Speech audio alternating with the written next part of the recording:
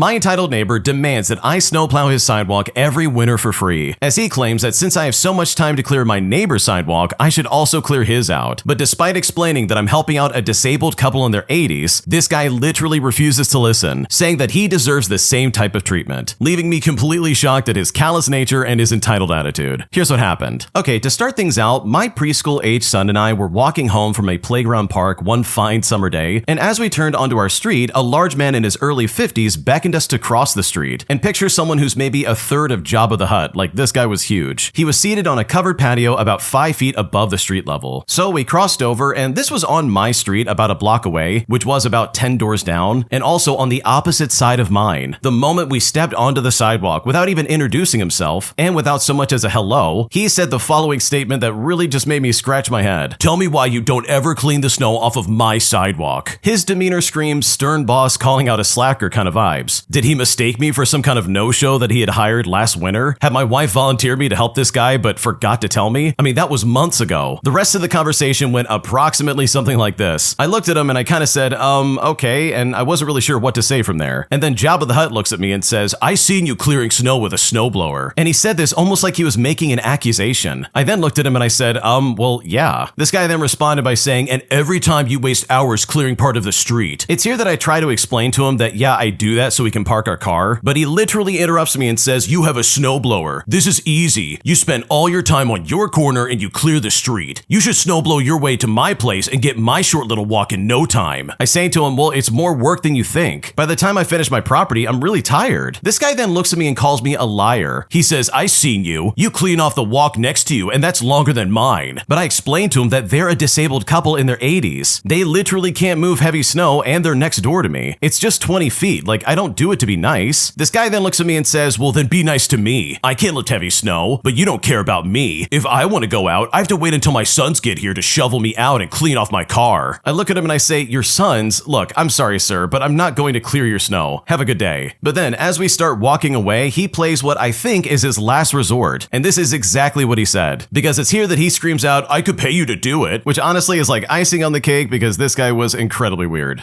Man, I hate entitled people like this, especially when they try to double back and be like, "Well, wait, don't just do it for free. Please clean it. Like, I'll pay you to do it." And it's like, dude, if you wanted me to do that, maybe lead off with that instead of being like, "Oh, you're gonna do it. You're gonna do it because I want you to. You're already doing it for everybody else. Why can't you do it for me?" And I don't know about you, but anytime someone comes across with that kind of like aggressive attitude, it just sets my hair on fire. And I'm like, yeah, I'm not gonna help you out. I don't care how much you pay me either. Like, you would probably be a nightmare to work with. And I guarantee you this guy would be super annoying to deal with, and I would just hate having to put up with that. If you like Am I the Jerk, you're probably going to love Am I the Genius. Check it out, link down below in the description. Also, go to amithejerk.com/submit if you would like to submit your own stories. My idiot roommate burned my food after I literally put a pizza in the oven. But once I found out about this, I decided to get some petty revenge by ruining their food as well. And with all things considered, I definitely do not regret my decision. Here's how I did it. Years ago, I decided to go back to school for a career pivot. I had to keep expenses low, and so I moved into like a shared student apartment, which was in the basement of an old apartment building. Now, each of us had our own locked rooms along the hallway, but we had a shared kitchen and bathroom. And I've got to be honest, no one really socialized beyond reminders of the e-transfer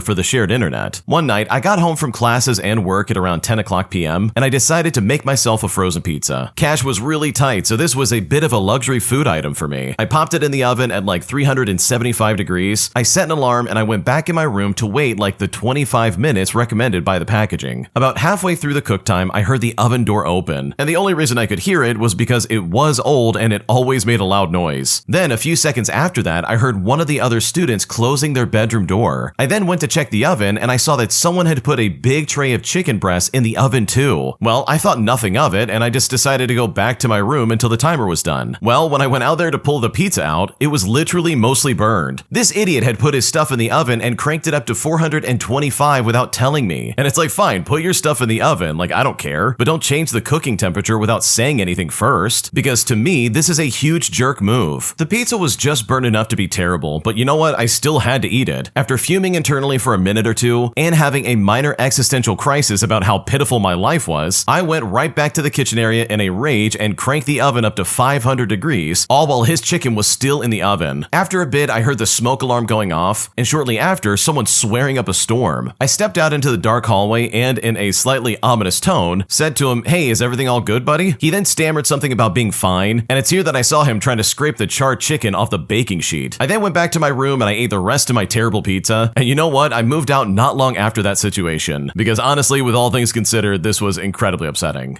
Dude, if I had a roommate who did that, I would lose my mind. There's no way I would be okay with that. So the fact that you went back out there and ruined his chicken, in my opinion, is really funny and really deserved. My grandmother expects expensive gifts all the time, even though she herself would never spend any money on any of us in the family, and it's now gotten to a point where she's criticizing everything that I spend money on, as she claims it should be given to her instead of spent on whatever I'm doing. And at this point, I just don't know what to do. Here's what's going on. Okay, I want to start off by saying that this is sort of an odd situation. My grandmother has always expected very expensive presents. We're talking like laptops, TVs, new iPhones, or some expensive perfume, etc., but also won't even give anyone else anything nice, and she takes back whatever she gives. For example, she bought some socks and gave me one of the pairs, which was very nice, but then she wanted them back. And when I didn't get them quick enough, which at the time I was downstairs and the socks were upstairs, she started yelling at me just like she always does. She gets angry if a present for someone else is over $25, even if she's not paying for it, and then just makes a scene. Even if we can't afford a luxury present, she will get extremely awful towards us. She'll throw stuff, she'll hit us, she'll give us the silent treatment, etc. And then on top of that, compare her presents between each of the children and grandchildren. She always splurges on herself with fancy perches and extremely expensive shoes or skincare, but then gets angry when it's tax time, or if the electric bill is due, or just makes others pay for her food. It makes everything super awkward, and if she thinks she hasn't gotten the presents that she deserves, she pretends to be sick and just sends everybody home. One time, I said I couldn't afford to purchase a huge bottle of like Avita shampoo for her, which is something I wish I could have at the time, but then she would get so angry with me when I would spend money later in the month on different stuff like my feeding tube tape, my textbooks, and then got mad that my partner took me out of the house for a drive around the block after a panic attack, all because of us spending too much money on gas instead of on her. It's not like I waste money on things that I don't need, but I really just don't know what to do. She expects big birthday presents and parties and won't do anything for anyone else and never ever has. But if someone gives me a present on my birthday, she gets really angry at me and says, "Well, that should be for me and not you. What did you do?" She even felt that her friend should have given her their car instead of trading it in for a new one. But my grandmother has her own car. I'm so stressed out because it's almost the holiday season and she is more demanding than ever this year, and I'm personally going through surgeries and I'm in school. So I'm sort of struggling a lot. I wish I could do more and I wish I could give more, but I simply can't. And if I say no, or if my gift just isn't enough, I will be listed as like the worst amongst the entire family. What should I do?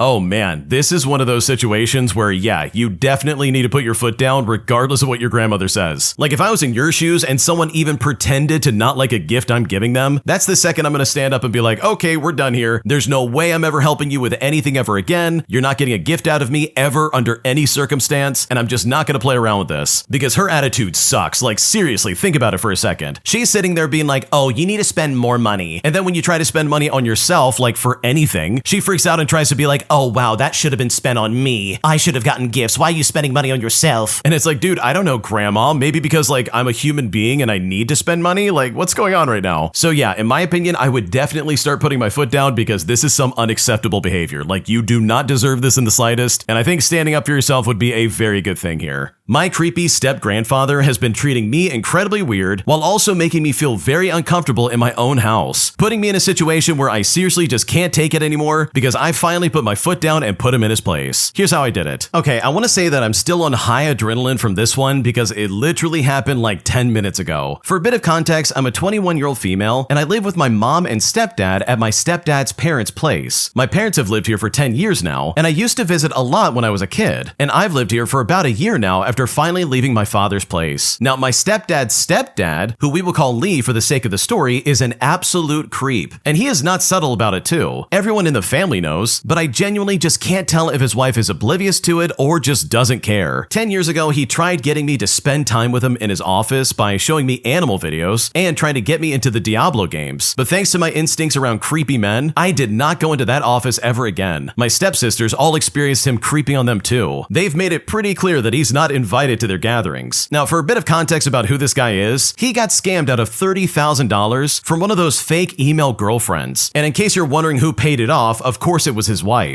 He leaves his phone upright on the kitchen counter and gets Discord notifications from creepy servers that he's on, and he only speaks to me or looks at me if I'm wearing shorts, makeup, or a skirt, or if I have a girlfriend over. Otherwise, it's complete radio silence. But you know what? I simply had had enough of it today. I'm in raging PMS mode right now. I can hardly stand being around my favorite people right now, so being around the people that I hate is definitely not easy. Now, I usually just try to let this rage out at the gym, so I got in some shorts, and on my way out, I see this idiot staring at me once again. I was so close to saying something, but I figured I should just let it go, get the adrenaline out of my system, and then come home and eat and just try to sleep. Well, after I came home, I finished my dinner, and I was just sitting at the table texting my friend, and this guy came to the table to monitor his insulin. Now, when he showed up, I left the table. I mean, I was not going to sit around there and watch him, and for some reason, that really triggered something in him. Maybe he could sense that I was in a crappy mood and just took that personally. I then throw away my scraps in the garbage, and he comes up to me, gets in my face, and starts yelling at me. He then starts shouting about something along the lines of, "Oh, you know food? Like edible food? It goes in the compost." He then opens up the cabinet under the sink and the compost bin like a raging child. He says to me, "There, right in there," and then he stomps away. As he's going away, I say, "Well, has that always been the case?" Because bro, I'd been here like on and off for like 10 years, and instead of him saying that I need to put food in the compost a single time, he waits for this moment to yell at me about it. Now, he's hard of hearing, so he didn't hear anything I said, but him staring at me earlier and then yelling at me was more than enough for me. So I went over to the living room where he sat down by his wife, and the conversation went something like this. I said to him, "Hey, has that always been the case? I'm supposed to only put food in the compost?" And the both of them looked at me and responded, "Yeah." So I replied back and said, "Well, I've been living here for about a year and I've never been told that." But his wife chirps back and says, "Well, I just didn't know that you were doing that." But to be completely honest, this was a straight up lie. There have been a multitude of times that she'll be doing the dishes at the sink right next to the trash and I'll throw my food away. So I respond back by saying, "Well, I've noticed a lot of times that I won't find out I'm doing something wrong until there's this big angry outburst about it. If I'm doing something wrong, you need to tell me about it when I do it." Lee then responds and says, "Well, every time I tell you, you take it wrong." And I gotta be honest, this was very confusing because everything he's ever told me to do to take care of the shared spaces, I've consistently done. In fact, he stopped telling me to do these things after I asked him if he washed his hands after going to the bathroom. And yeah, guess what? He didn't. And then he went and made dinner for himself and his wife. And I really wish I was making this up. But after he said this was the moment that I chewed him out. I looked at him and I said, "Okay, do you have any examples of me doing that? I've done everything you've asked. And actually, if you need something from me, I want her to tell me." And I pointed at his wife. I then go on to say, "You make me extremely uncomfortable. You only ever talk to me when I'm wearing a skirt, and you stare at me when I'm wearing shorts. You only talk to me when I have my girlfriends over, and when I was a kid, you tried to get me to spend time with you in your office. Also, you leave your phone out on the kitchen counter. I'm not trying to read what's on there, but you leave your notifications on, and what's on there is extremely inappropriate." The wife then chimes in again and says, "Well, I just didn't know you weren't using the compost." Now, at this point, Lee has a moment where he simply can't talk, and oh my god, the look of defeat on his face was legendary. His face just went emotionless. He shrunk down so much and got all quiet after yelling, and then said to me, "Well, how about you ignore me and I'll ignore you?" And when he said this, I gave him a thumbs up and I went right to my room. But with all things considered, it really felt good to finally put him in his place. Okay, someone in the comment section said exactly what I was thinking when it came up, but seriously, the wife's immediate pivot back to the compost situation is like the ultimate example of living in denial. Like, holy crap, talk about just ignoring the obvious red flags right in front of you, lady. This guy's obviously checking out the young lady in your house, and it's like, dude, why are you letting that happen? Why not say something or put your foot down and defend her? Like, what's going on right now? This also begs the question, like, dude, you've got to get out of there. If I was living in that kind of situation, I would want to get out of there as soon as possible. There's no way I would ever want to stick that out. Like, that sounds miserable to me. Especially him checking you out when you're wearing like a skirt or shorts. Like, that is really weird. That's also like super gross. It's like, dude, this guy has no business checking people out like that. Like, that's so uncalled for. So honestly, good for the original poster for putting their foot down, because this guy needed to be put in his place because the way he was acting was incredibly inappropriate and he deserved this. My entitled boss says that I need to document absolutely everything about my job. So I decided to maliciously comply by doing exactly that, writing him practically a novel anytime I closed out a ticket, which frustrated him to the point where he finally realized that what he was expecting us to do was incredibly stupid. Here's how it all went down. To start things out, I work in IT support for a mid-sized company. I've been there for about 4 years and I've never had any issues until we got a new manager about 6 months ago. And for the sake of the story, let's call him Derek. Derek is one of those micromanagement types who doesn't actually understand what we do, but loves to act like he invented technology. He's always asking for metrics and documentation and making us fill out these stupid forms for every little thing. A couple of weeks ago, I'm helping out one of my sales guys with a pretty standard issue. His Outlook wasn't syncing properly, and this takes me maybe like 20 minutes to fix. And then afterwards, I send Derek the usual ticket summary. Well, Derek calls me into his office the next day, and he says my documentation is insufficient and that I need to be more thorough. He literally said, I want you to document everything, every single step, every click, absolutely everything. Now, I try to explain that that's going to make my tickets way longer to close, but he just cuts me off. I don't want excuses. Document everything. Do you understand me? And I just think to myself, okay, I understand. So I start doing exactly what he said. Every ticket now gets a full novel, and I mean a full one. For example, I would start off by saying, well, at 9:47 a.m., I received a ticket from Janet and Human Resources regarding a printer issue. I walked from my desk to the printer room on the second floor. I then checked the printer display and saw an error code displayed. I then Googled the error code on my phone, and the results suggested a paper jam. And the details went on and on. I think you get the idea. I'm talking timestamps for literally everything. How many steps I walked, which hand I used to click the mouse. If I had to Google something, I document the exact search terms and which result I clicked. My tickets went from like 2 to 3 paragraphs to 4 to 5 pages each. In fact, I'm spending as much time documenting as actually fixing things, and my closing ticket count drops by about 40%. This goes on for about 2 weeks, but then last Friday, Derek calls a team meeting. He's all flustered, saying our department metrics are unacceptable, and wants to know why ticket resolution has slowed down so much. So I very calmly pull up one of my recent tickets, and I ask if he wants me to read through my documentation, and he actually says yes. So I start reading out loud every single word. About 3 minutes in, he tells me to stop and says, This is ridiculous. Nobody needs that much detail. But it's here that I remind him in front of the entire team that he specifically told me to document everything, every single step, every single click, absolutely everything. And it was here that one of my coworkers actually had to leave the room because she was trying not to laugh. Derek then just stares at me for like 10 seconds and then says to me, Okay, well just use your best judgment going forward. And then he ends the meeting. I'm now thankfully back to my normal documentation. He hasn't really micromanaged me ever since then, but even considering all that, maliciously complying in this way was still completely worth it. Man, why is it always the new manager who screws everything up? The original poster's been working there for what, 4 years, and they've never had any issues until this new guy shows up and says, Oh, I'm gonna make this a nightmare for all of you. Like seriously, let this be a lesson to anybody coming in as a manager. Just be cool, man. Don't be weird about this stuff. Like seriously, take a step back and be like, okay, I don't know the dynamics of this group. I'm just gonna go in here and try to be a good manager. I'm not gonna be a jerk. I'm not gonna put people down. I'm gonna try and listen to my team and see what the actual needs are. But this Derek guy instead was like, oh no, I'm gonna micromanage like crazy because this is my job. I now have a little bit of power and I'm gonna go nuts with it. So yeah, I love the fact that the original poster basically put them in their place and said, nope, you're not gonna act like that. Because this Derek guy would have gotten really under my skin. Like, I can't stand when people act like this. So the fact that you got him back in this way, in my opinion, is just so glorious and so needed. My entitled sister-in-law thinks that my kids aren't real family and completely ruined her wedding photo simply because they're not blood related. Because honestly, this entire situation is really messed up and I'm just not sure how to handle it. Here's how it all went down. For some quick background, I'm married to my wonderful husband, who I will call David for the sake of the story. He's the amazing stepdad of my 2 kids from a previous relationship, and they adore him and they call him dad. A few months ago, David's brother got married. David was a groomsman, and since it was a family affair, our kids attended the church ceremony. The reception was adults only, so we had a babysitter lined up. After the ceremony, I was walking the kids out to the car to take them to the sitter, and suddenly David comes running out, telling me to wait. The photographer was gathering everybody for the big official family portraits on the risers, and we were needed. So I brought the kids back in, and the photographer placed all of us, namely me, David, and my 2 kids, in the group photo with the entire extended family. It took maybe 5 minutes, and then I left to drop them off. But when I got to the reception, the atmosphere was icy. David's entire family was avoiding us. Finally, Finally, David cornered his sister, who is my sister-in-law, just to ask what was going on. And this was where the entitlement really kicked in. My sister-in-law informed him that she was furious at me. Now, you might be wondering why, because honestly, I haven't done anything, but apparently it's because I had allowed my children to be in the family photo. Her 2 toddlers hadn't been at the ceremony, so in her mind, my children's presence made the photo incomplete and ruined. She then dropped this gem. Besides, they aren't even blood. They shouldn't have been in a family photo to begin with. But it gets way worse because the entire family sided with her. They all agreed that I should have known better and that my kids had no place in the picture. The blame was 100% on me, even though their own brother, namely David, was the one that called us over. Now, the final cherry on top was my mother-in-law actually calling the photographer the next day to specifically cancel that group portrait. She said she would rather have no photo at all than to have one with her step-grandchildren in it. Now, I was so stunned by this, so I called my sister-in-law hoping to clear the air, but she refused to even discuss the photo. Instead, she launched into a rant about all my other flaws, her biggest complaint being that David and I are too romantic because we hold hands at family events. So, because my husband wanted his beloved stepkids in one photo, my sister-in-law decided that she had the authority to dictate who is the real family, and my mother-in-law tried to erase that moment completely. The entitlement is just breathtaking, and I'm honestly just not sure what to do.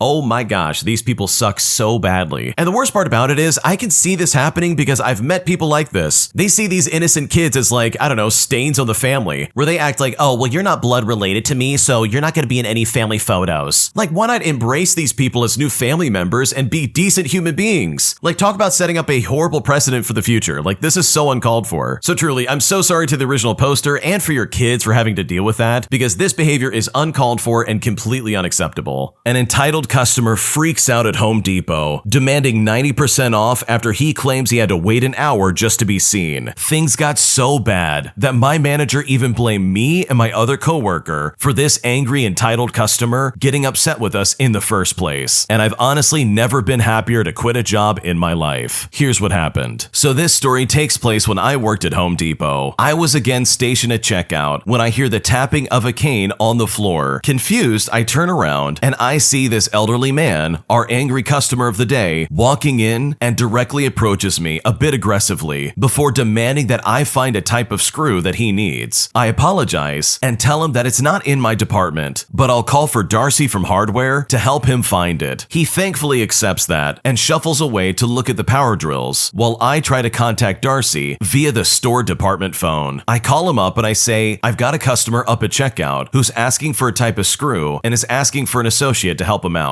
So Darcy says, I'm just finishing my break, so it'll take me a minute to get up there. And so, trying to keep this angry customer in the loop, I relay this information to him. But he just lets out a grumpy sigh, but nods and takes a seat in the open space on one of the display shelves. Not even 2 minutes later, after this entitled customer sat down, he starts complaining that it's taking too long, and he just wants his screws, which I apologized to him and told him Darcy is on his way back from his break and is coming to help as quickly as he can. Mind you, Darcy is also elderly, so he's doing the best that he can. The customer just lets out a frustrated groan and waves me away. Now, of course, I'm the only cashier at checkout, so I'm not too far away, and so I try to keep a lookout for Darcy, all the way up until I do see him approaching us. And as he was just about to reach us, 2 women stop him to ask him about some kind of plumbing question they had. So as Darcy was offering to call plumbing to help out the ladies, the entitled angry customer just so happened to look up and ask angrily, is this the guy that's supposed to be helping me? And this customer said this all before just getting up and shuffling his way over to Darcy, all while screaming at the top of his lungs. He said, hey,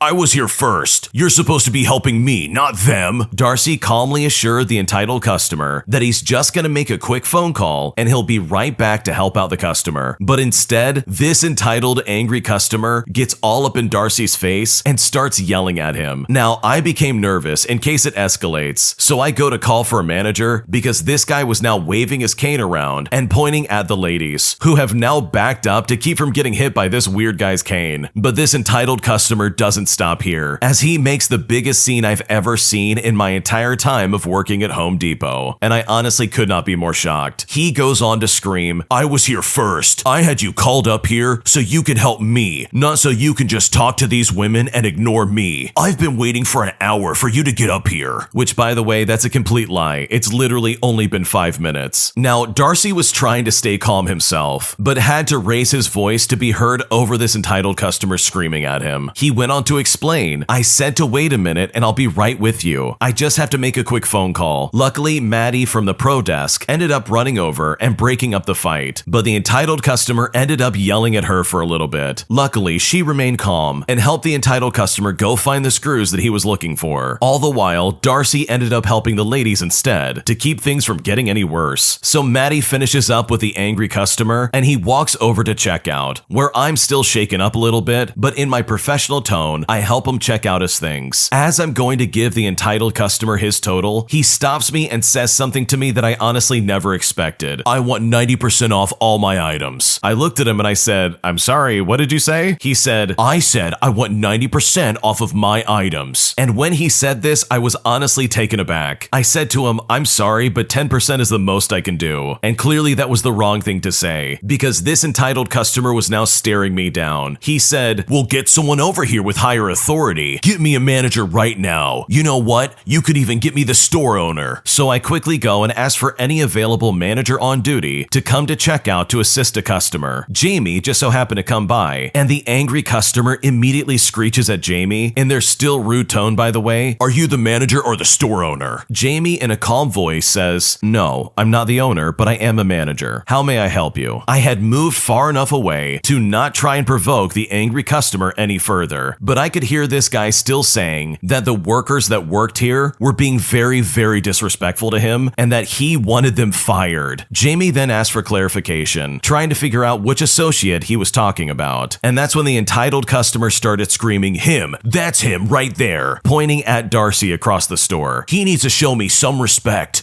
I've been waiting for an hour on him, and he instead helped them instead. I walked up to him to tell him that he's supposed to help me first, but instead he started yelling at me. I want compensation for the rude treatment." Darcy clearly hears this angry customer and was also glaring at this customer angrily, but still staying professional, continued to assist the ladies. I have since turned my focus to the gift cards and sorting the snacks on the shelves. Jamie then says, "Okay, sir, I'm sorry that you were given poor treatment. What would you like as compensation?" And that's when the entitled customer shouts again and says, "I want 90% off all my items." And then my manager does something that seriously blew my mind and made me not regret quitting this job later on. Jamie actually says, "Okay, 90% off of all your items. I can easily do this. Also, here's my personal number. If it's not the screw that you need, just give me a call and I'll personally make sure that you get the correct items that you need. Have a good day." The angry customer snatches all his items, all before giving Darcy one last glare before shuffling out of the building. Now, maybe it's just me, but I don't think he should have just made a fuss over having to wait for a few extra minutes. Then again, this angry customer might have had a bad day before entering the store, and being forced to wait was the last straw that broke the camel's back. But again, who knows? But in my opinion, to demand 90% off of all the items seemed a bit much, not to mention the fact that he was yelling at us, especially towards the ladies who had nothing to do with it, as well as at me for not being able to give him the 90% off. It all just seems a bit extreme. And then the fact that Jamie actually gave it to him as well was just literally ridiculous. Right after the entitled customer walked out, I turned to Jamie and was about to say that the entitled customer hadn't been waiting for an hour, nor did Darcy yell at the customer or said anything disrespectful at all. But the only thing Jamie said was, "Go back to your checkout," which I hadn't even moved an inch away from it. Jamie pulled Darcy aside and spoke to him before calling me to his back office and telling me I handled the situation all wrong, as well as not stepping in to stop the yelling from disrupting the peace of the other shoppers. There wasn't even any other shoppers in the store, and how on earth could I have stepped in? I'm a cashier, not security, which I don't know why security didn't step in to stop the yelling customer like Maddie did, and she's just the pro desk associate. Jamie gave me and Darcy a write-up for having poor performance towards a customer, and we were then given a few online trainings on how to handle a rowdy customer. Maddie was fine, but when she found out about me and Darcy, she was not happy and went to explain to Jamie, including telling him to check the cameras to see who started the argument. But Jamie ignored her and reported it as me and Darcy not handling things in a professional manner, as well as letting things get out of hand. The store manager wasn't any better herself. She just nodded when told what happened and turned and walked away. So who truly was in the wrong? Did Darcy and I seriously overreact when it comes to this customer, or is my manager just a complete moron? Needless to say, and just like I mentioned, I was so relieved and incredibly incredibly happy when I finally did quit that store. This story is insane, not just because of the entitled customer, but also because of the horrible manager that gave them 90% off and then blamed his employees, claiming that they were out of line, when in reality, Jamie needs to take a management course, because I don't think they know what they're doing. Because I know for a fact if I was the manager in this situation, I would have told that customer to go pound sand, and that there's no way you're getting 90% off. And in fact, if you keep yelling at me, you're going to be asked to leave the store, and I could care less if you ever come back. Because that type of obnoxious behavior is honestly completely unacceptable, because this leans on the idea that the customer's always right, and that mentality seriously went away like 50 years ago. Because in my opinion, from my experience in my life, the customer is never right. They don't know what they want, but instead, especially if you're an entitled piece of garbage like this guy in the story, you'll say and do whatever it takes just to try and get a deal. And it's seriously disgusting that Jamie would throw his coworkers under the bus, all under the assumption that they did something wrong, which guess what? Neither of them did. So I'm super glad that the original poster got out of that store, because that sounds like a super toxic work environment, and I don't blame them for leaving. If you like Am I the Jerk, you're probably going to love Am I the Genius? Check it out, link down below in the description. My entitled manager basically tries to get me fired after I take a month off from work simply because I injured my knee, but I decided to get malicious, and as a result, I got them all back in a spectacular fashion. Here's what happened. So this happened in the UK about 12 years ago when I worked as a customer assistant in a large well-known retail store. It's nothing big, but at the time, I thought, okay, if that's how it's gonna be, then let's play this game. So I'd been working for the company for 3 years and had not taken a single day off for sickness since I had started working there. If I was feeling a little bit under the weather, I'd just go in and work through it while taking any medication that I might need. Now, with that little bit of information in mind, here's what happened for me. I had been playing football with friends on a weekend when I got tackled and felt a shooting pain in my knee. And I mean, this is instant, excruciating pain. I went to the hospital and I got an x-ray, but nothing of concern was visible. So there was no broken bones, thankfully. I received painkillers and was referred for an MRI, as I was still in a lot of pain. The MRI results showed that I had a partial tear of my ACL, and I would need time to recover. Initially, I had notified my manager that I had been injured and that I would not be coming into work. After a week of absence, I provided a doctor's note as required, which signed me off from work for 3 more weeks. A month after the injury took place, I was able to hobble around and was going stir crazy at home. My colleagues were keeping me up to date on what was happening at work. I was aware that my manager was getting some heat from the senior managers for a member of the team having an extended absence, so I decided to go back into work. The first day back, I'm informed that there will be a meeting for my absence, so I attend the meeting with a union representative and go over the absence and the reason for it. I explained everything that happened, but it seemed like my manager was not actually listening. She was just giving me a chance to have my say, but she already knew the decision that she was making. The manager then takes some time out to make an informed decision on the outcome of this meeting. She comes back and tells me that because I have reached the trigger point for absences, she will have to give me a written warning. I felt betrayed and appalled at how I was being treated, especially after all I've put into the company. I also found out that the union representative that I had reached to support me was intentionally being unhelpful because she was friends with my manager. So that's when I had just about enough and I started my malicious compliance. I had 7 days to make an appeal against the decision, so I started looking into the company's attendance policy. The first thing I noticed was that the trigger point is to trigger a meeting to review the absences and not hand out written warnings like the manager had stated in the meeting. I also realized that employees cannot receive a formal warning for their first absence. It must be an informal verbal warning first, because the manager has to personally tell you about the attendance policy at that initial meeting and keep a record of it in order to escalate. Then I went through the rest of the policy and found a loophole, which meant I could take 3 days off sick every 3 months without triggering any kind of attendance meeting. So I made my appeal and the initial decision was overturned. So no written warning was on the record. Then every 3 months, I would take 3 days off. This ended up giving me 12 extra holiday days per year. So in the end, they could have just let me have the 1 month off of absence and return to work as normal, but instead, I'm going to be absent 12 extra days a year simply because this company does not care about their employees. How ridiculous is that? Despite the fact that the original poster had a doctor's note quote, their jerk of a manager decided to try and pull a fast one just to get them in trouble. And not to mention the union representative was obviously on the manager's side. Like, they're not going to ever say it, but that's clearly where they were standing. And that's not fair for the person that's supposed to be represented by the union. Like, come on, you're supposed to be on their side. What are you doing? You would think when it counts, they would actually try to do their job, but clearly they had nefarious motives. So you know what? Good for the original poster. If I was in their shoes and I could take off 12 days out of the year just to spite this company, you better believe I would do the exact same thing, because the way they went after this person is completely unacceptable, especially when you consider the fact that they have proof from a doctor that yes, they did mess up their ACL, which by the way is not a fun injury, and it really could take you out for a month if it was that bad. So hopefully in the future this company learns some manners, and they learn to not try and turn things on a good employee, because as a result they just lost this employee for 12 days out of the year, all because they couldn't be more understanding and essentially tried to ruin this person's career at this company. Today I messed up by going to someone's apartment on the first date, and as a result she gave me an ultimatum stating that she would never marry me if I didn't join her religion, and I seriously am so glad that I dodged this red flag. Here's what happened. So a few weeks ago I matched with a girl who I'll refer to as Amy on a dating app. We hit it off well and soon moved to texting each other. After some spicy text messages between the two of us, we planned a date for the coming weekend that included dinner and spending the night together, doing all the things that we had talked about, if you know what I mean. Prior to the date, we had a discussion about things that were important to us in a relationship. Amy told me that she was okay with me being non-religious and her being Jewish, but she did want me to respect her religion and take some kind of interest in it. However, she did not expect me to convert to her religion, so I said that I think that's completely reasonable. Well, the day of the date comes around and I meet up with her and we go to her apartment, where I'm immediately greeted by her Yorkie dog. And by greeted, I mean that the thing would not stop charging me and barking at me. This continued throughout the entire time I was there and would get even more intense anytime I got up to move. All was going fine until after dinner. We decided to play Mario Kart, and after Amy realized I was really good at it, she demanded I unlock all the tracks for her while she sat back and just watched me. When I said no because I didn't want to sit there and awkwardly play video games by myself, she proceeded to have what felt like the beginning of a minor meltdown literally out of nowhere. A little while after Amy composed herself, she brought up the topic of her religion again. It was then that she dropped the ultimatum that I needed to join her religion or else she wouldn't marry me. Mind you, this is the first date. Amy then began to tell me that she believed interfaith marriages were basically a really bad thing. And mind you, this is entirely contradictory to what she had told me before the date even started. And needless to say, when she started acting like this, I was pretty done. At this point though, it was already past 1 in the morning, so I decided to stay and leave immediately in the morning because I wasn't comfortable driving around that late at night. So bedtime comes and I go into her room to find out that it reeks of dog urine and perfume. It turns out she's too lazy to take her crazy Yorkie on walks, so she literally just lets it go to the bathroom on puppy pads and covers up the stench with perfume. So I go to bed, disappointed that nothing went as planned for that night. The next morning, which also happens to be my birthday, I wake up at around 8 o'clock in the morning. She is still fast asleep, but I can't get up or else the dog will go nuts. Amy then proceeds to sleep in until 11 o'clock in the morning, so I'm laying there for hours, unable to move. I'm hungry and I need to use the bathroom. As soon as she gets up, I start packing up my stuff and I get out of there as quick as I can, but not before this stupid dog bites me on the upper calf. I get home and I check my dating profile just to see that she unmatched me, which is honestly no major loss there. We had discussed ghosting before the date, and she was complaining about how it always happens to her, and based on the way she's acting, it's honestly no surprise. So I decided to do the right thing and text her to let her know this isn't going to work out. She then texts me back and has the audacity to imply that I'm the issue for things not working out, which is hilarious because she seriously wanted me to convert to her religion on the first date or else we weren't going to get married, which by the way, why would I do that so quickly? So here I am on my birthday, reeking of whatever perfume she had sprayed all over her bed, nursing a dog bite on my leg, and not having the night I expected. So what's the moral of this story? Never go to somebody's home on a first date. At the very least, my birthday improved after that. I invited my best friend over, where we laughed over my crazy first date story and ate some chocolate cake, thankful that things didn't work out with this crazy lady. Yeah, I can completely understand why this lady gets completely ghosted after the first date. I mean, 20 minutes in and she's already talking about how you have to convert to her religion. or else she's never gonna marry you. And honestly, it's way too soon to be thinking about that. And I would honestly react the exact same way if I was in this guy's shoes. And how can you seriously be so lazy that you don't just walk your dog in the first place? Like, there's literally no good excuse for that. It does not take a lot of effort to get the dog out of the house, go out to the front yard or whatever you have, and say, okay, go to the bathroom. And then if you wait long enough, guess what? That dog's gonna use the bathroom. So good for the original poster for dodging like 1,000 red flags. And thankfully, this guy found out what this lady's exactly like after the first date, instead of months later when you're just now realizing that this lady is actually insane. My boyfriend has suddenly changed his mind about moving with me for my dream school, despite telling me for years that he would do that for me. And now I honestly don't know what to do. So my boyfriend and I have been together since we were 17 years old. He's always known how it was my dream to go to this art school that I wanted to go to, which was in a different country. I spent the last few years working on my portfolio, whilst keeping up a part-time job to support myself for when I move. I've also always been supportive of my boyfriend as he's in a local band, and I've always supported his stuff. We've talked about moving there together if I get accepted for years. He always had doubts about it and said he's afraid he'll just miss home too much, but agreed that going there would help his music career as well. Now that I've gotten accepted and the plans to move after summer are starting up, he's having a lot of doubts. The usual being that he feels he will be too homesick, and even though he agrees moving will be the best thing for his music career, he doesn't know if he's ready to commit to this. He keeps making excuses for how we will be able to afford anything, despite me already having made plans for loans and a part-time job to sustain myself. It's clear he isn't sure if he can commit to moving with me, which made me very upset since we've been planning this for years, but also because I just can't do a long-distance relationship for an indefinite period of time. I'm just not the type of person who can handle that. He keeps saying how he loves me and doesn't want to lose me, but also isn't sure he's able to move with me. And he has also suggested that I just go to a different art school in our own country. He himself always talks about how he wants to settle down in our hometown and how he feels safe there, whilst I feel trapped and always have been wanting a way out. I don't know what to do, since part of me is doubting moving. He's my first boyfriend, and we have been through a lot together, and knowing that we'll break up if I move is absolutely heartbreaking. But if I don't go, I know for a fact that I will regret this. What should I do? In my opinion, you absolutely should follow your dream. Your boyfriend has been saying that, yeah, I'll move with you when the time comes, but clearly he has been lying to you. He was clearly just saying that just to make you happy. And yeah, you have it right. You will regret not going to the school that you got accepted to, that you have been dreaming of going to your entire life. And no guy should ever get in the way of that, in my opinion. In my opinion, he would absolutely make the sacrifice necessary to follow you to this art school like he said he was going to do if he actually had a desire to do that in the first place, which I'm assuming based on what you described that seriously was not in the cards. And also for some context, the original poster is still very young. You are only 20 years old. You have a lot of time to figure things out. So in my opinion, it would be a massive mistake for you to turn down this art school because you've lived your entire life wanting to go to this. And to give that up all because some guy isn't willing to move with you would seriously be a mistake. My entitled manager claims that I'm faking being sick and that instead I'm basically on a vacation, despite the fact that they threaten to write up anybody who takes off work during the holidays, all while I'm dealing with COVID symptoms for several weeks. Here's what happened. So I was 26 at the time, and I was working as a department manager at one of my local big box stores. Just before Thanksgiving, I started to get sick. So the way our system worked is that we were supposed to do a check-in to prove that we didn't have symptoms of COVID. One of us managers would normally fill in the form when we got to work. And if you were on the management team, someone else had to do it for you. Some basic examples of the questions would be asking if you have symptoms of COVID, if you've been around anybody with COVID, and if you've taken a test for COVID in the last 3 days. At this time, I started to get sick. I told my manager what symptoms I was having. On top of that, I had just been around 2 people who had come down with COVID, and I had been out of state 2 weeks prior. She marked off that I didn't have any symptoms of COVID. She insisted that we all work through the holiday or get written up. So I ended up working through the holiday because I really needed my job. Looking back, I know that wasn't the smartest thing to do, considering we were all at the height of a global pandemic, but I really couldn't afford to not be working and to have my boss make working even harder. She was known lovingly by the employees as being a demon incarnate. Because of that, I started getting more sick. Customers were allowed in our store without masks as long as they said, "I have a medical reason." I informed my boss that I'm immunocompromised and that I have asthma before I even started because I knew it was likely that I would get sick if customers were coming in without a mask. I wore a mask all the time, but I knew that wasn't enough. After the holiday, I took a couple days off because I was sick. My boss didn't like it, but she appreciated the fact that I worked through the holidays regardless. I have been coughing and sneezing at work and trying to avoid getting people sick, so it was pretty well known by the employees that I wasn't doing well. During that time, I took a lot of medicine and was trying to get better, but I started getting text messages from another manager saying something along the lines of, "It must be nice to be on a vacation. You're not really sick. You're just relaxing and having a great time, huh?" Now that really hurt. I had not gotten a COVID test, so that way I could come back to work as quickly as possible and help relieve any backlog that my absence had caused. And this is where my malicious compliance comes in. When I read what my manager said, I decided that instead of going back to work, feeling even just a little bit sick, I was going to go back when I was fully okay. So I went and got a COVID test. At that time, COVID tests weren't rapid, and they took about a week to process. I called my manager and I told her that I got a COVID test because I had so many symptoms and they weren't going away. Legally, she could not force me to go back to work, and the company had to be notified that someone in the store might have COVID. That way, if anyone else got sick, they could keep track of it. It turns out there were a couple of employees who had COVID and had been coming to work anyways, and their forms were not being filled out properly. And because I forced the issue, they were also able to force the issue too, and got their COVID test and paid for their missed work. And honestly, looking back, I should have gotten the entire store shut down, but I thankfully quit about 2 weeks later than that, and management got even worse. So I decided that I'd rather find a manager and a company that valued its employees' lives much more than their bottom dollar. First off, good for the original poster for getting out of that job. That place sounded incredibly toxic. I mean, the way these people were acting is absolutely unacceptable. There's no good excuse for treating your coworkers like that and basically implying that they're not really sick, but are instead enjoying some kind of vacation time. And it certainly doesn't help that one of the managers basically lied on this form and tried to say, "Oh, you don't have COVID. You need to work through the holidays or you're going to get written up." Like, that manager could have easily gotten a lot of people sick or worse. So good for you for saying, "All right, you want to get petty? Let's get petty," and deciding to basically push the issue to ensure that your good name was not being slandered, while also basically allowing people to get paid for their missed work. Because at the end of the day, it is not your fault that you got sick, but rather it is absolutely your manager's fault for not trying to mitigate the issue and prevent this from spreading any further. If you like Am I the Jerk, you're probably going to love Am I the Genius. Check it out, linked down below in the description. An entitled bride refuses to pay for a shuttle service for all of her guests to her wedding. So as a result, I deliver the bad news to everybody waiting, resulting in all of my coworkers being impressed by the way I handled things. Here's what happened. So for a bit of backstory, I used to be in retail in an area bursting with old money. People who have lived their whole lives being catered to and being told yes. I was often one of the few people who told them no. There was a waiting list in my profession, and you couldn't bribe, complain, threaten, or be nice to get further up that list. People still tried, and I learned how to stand my ground against senators, CEOs, lawyers, and just old people with money, not to mention their wives. With that job, I got amazingly good at being strict and no nonsense in life. I stopped taking anything. It really comes in handy both in life and professionally. Now, when it comes to the story itself, on our wedding block resumes, sales gives us the time of the shuttle departure, as well as the ceremony. On this weekend, a half hour before the shuttle was going to arrive, guests started coming down in cocktail dresses. I was on midday shift, and the PM guy and I were going about our business and complimenting the occasional outfit. It starts to feel like it's been a while when my coworker finally points out that it's departure time for the shuttle, which is strange because it's not even here yet. 10 after and it still hasn't arrived. Then 20 minutes later and the ceremony is starting soon. Then the front desk gets a phone call that I pick up. The person on the other line is a member of the shuttle services that's supposed to pick everybody up. They ask if there's wedding guests in the lobby. So I look out to the bursting lobby and I say, yes, there are. This person then says, oh boy, look, you see the bride never paid us, not even a deposit. So we told her we're not coming, but we never heard back from her. I noticed the date and time and decided to check if she found a different shuttle. The person from the shuttle then asked if the time of the wedding was still the same. And I said, yes, Yes, it most certainly is. They apologized, but I said, it's fine. I appreciate you calling. I hang up the phone, ignore my coworker, who's looking at me confused and a bit worried, take a deep breath, move from behind the front desk so I'm in front of it, and loudly clap my hands twice. I say to everyone, can I please have the attention of Jim and Jane's wedding guests? We have just received word that the shuttle will not be arriving, so please use your own personal vehicle to drive to the venue. The front desk will be happy to provide the venue's name and address if that wasn't provided